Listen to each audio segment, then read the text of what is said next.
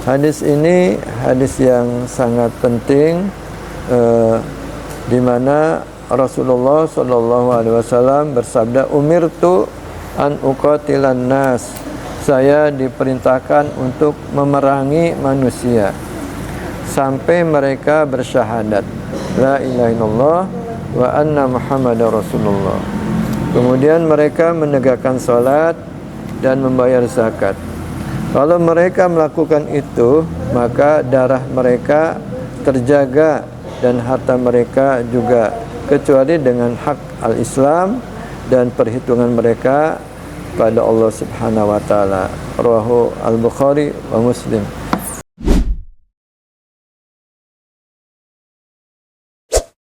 Bismillahirrahmanirrahim. Assalamualaikum warahmatullahi wabarakatuh. Alhamdulillahirabbil alamin. Wassalatu wassalamu ala sayyidina Muhammadin wa ala alihi wa sahbihi ajmain. Kaum muslimin, kita sekarang membahas hadis yang ke-8, al-haditsus samin an Ibnu Umar radhiyallahu anhuma anna Rasulullah sallallahu alaihi wasallam qala umirtu an uqatilan nasa hatta yashhadu an la ilaha illallah wa anna muhammadar rasulullah wa yuqimus shalah wa yu'tuz zakah fa idza fa'alu dzalika asamu minni dima'ahum wa amwalahum illa bihaqqil islam wa hisabuhum 'ala Allah ta'ala. Rawahul Bukhari wa Muslim. Hadis ini diriwayatkan oleh Abdullah ibn Umar ibn Khattab radhiyallahu anhuma. Abdullah ibn Umar lahir 10 tahun sebelum hijrah dan wafat tahun 73 Hijriah. Beliau adalah putra Umar ibn Khattab, seorang sahabat yang muhaddis, ahli hadis, faqih, ahli fikih, dan seorang yang banyak meriwayatkan hadis dan banyak berfatwa. Beliau adalah sahabat yang paling banyak mengikuti atau meniru perjalanan hidup Rasulullah sallallahu alaihi wasallam, dan beliau merupakan kiblat para sahabat yang lain dan tabi'in tentang hadis dan fatwa di Madinah Al-Munawwarah. Dan bahkan beliau juga seorang yang sangat pemurah, sehingga banyak orang-orang yang datang kepada beliau untuk tentu saja menerima bantuan dari beliau. Dan beliau adalah seorang yang sangat zuhud dalam kehidupan dunia. Abdullah ibn Umar, sahabat Rasul yang banyak mengikuti peperangan bersama Rasul, dan setelah Rasulullah wafat juga beliau mengikuti peperangan, ya, ikut dalam pembukaan negeri Syam, negeri Irak, Persia, Mesir, Afrika, dan yang lainnya. Ketika terjadi fitnah, ya, setelah terbunuhnya Utsman ibn Affan dan setelah wafatnya Yazid bin Muawiyah, beliau lebih cenderung menghindar dari fitnah, ya. Beliau tidak mau berpihak pada para sahabat yang terlibat dalam fitnah, dan beliau lebih senang untuk menghindari fitnah tersebut.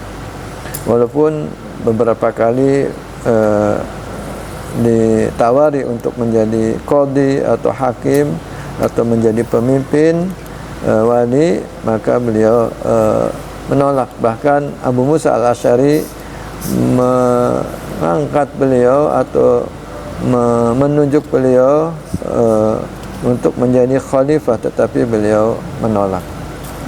Hadis ini hadis yang sangat penting, di mana Rasulullah SAW bersabda, umirtu an uqatilan nas, saya diperintahkan untuk memerangi manusia sampai mereka bersyahadat la ilaha illallah wa anna muhammadar rasulullah.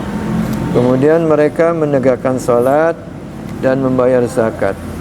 Kalau mereka melakukan itu, maka darah mereka terjaga dan harta mereka juga, kecuali dengan hak al-Islam dan perhitungan mereka pada Allah Subhanahu wa taala. Rawahu Al-Bukhari wa Muslim. Jadi hadis ini sejatinya adalah hadis tentang pentingnya berdakwah, ya, tentang pentingnya berdakwah. Ketika kita berdakwah, ya, kemudian ada yang menghalangi, ada yang memerangi, maka kita diperintahkan untuk memerangi mereka, orang-orang yang menghalangi jalan dakwah. Jadi kita tidak memerangi terlebih dahulu, tapi kita berdakwah, mengajarkan manusia agama Allah, agama Islam.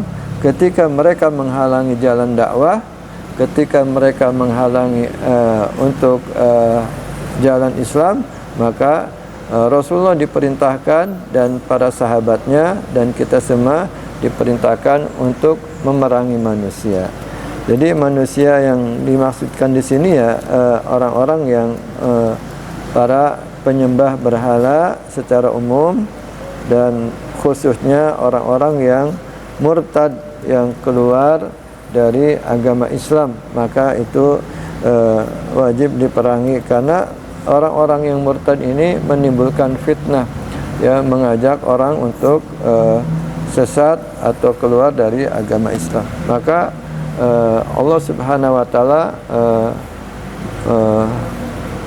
menyampaikan sebagaimana yang disampaikan oleh Rasulullah, saya diperintahkan untuk memerangi manusia, orang-orang kafir yang menghalangi jalan Islam, wabil khusus para penyembah berhala, wabil khusus orang-orang yang murtad, sampai mereka bersyahadat, ya, sampai mereka menegakkan sholat, sampai mereka membayar zakat. Kalau mereka melakukan itu, maka darah mereka terjaga dan harta mereka juga, kecuali dengan hak Islam, artinya ada ajaran-ajaran Islam yang terkait dengan hal itu.